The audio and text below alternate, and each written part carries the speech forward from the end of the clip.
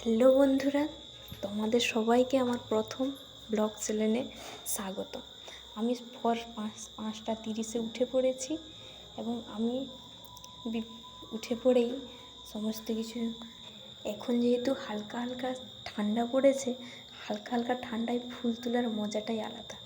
আমাদের অনেক ফুল গাছ আছে, তাতে ঠাকুরের জন্য বিভিন্ন রকমের ফুল তুলে আনি।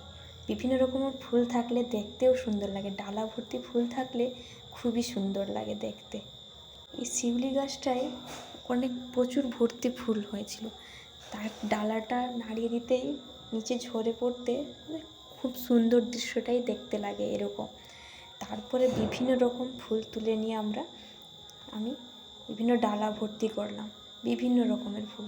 এখানে এই সাদা রঙের ফুলটা হচ্ছে স্থলপদ্ম, সেটা ঠিক দুপুরের দিকে সে হালকা পিঙ্ক কালারের হয়ে যায়, দেখতে এতটাই সুন্দর লাগে বলার।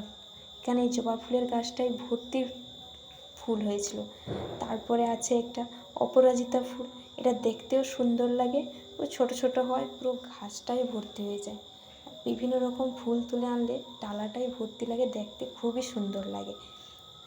এখান থেকে কিছুটা ফুল তুলে আনলাম।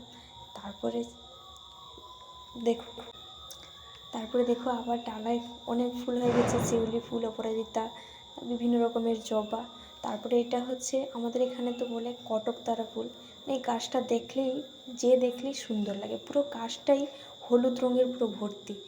সব প্রথম দেখলেই খুবই দারুণ লাগে, গাছটা পুরো হলুদ রঙে ফুলে ভর্তি হয়ে গেছে।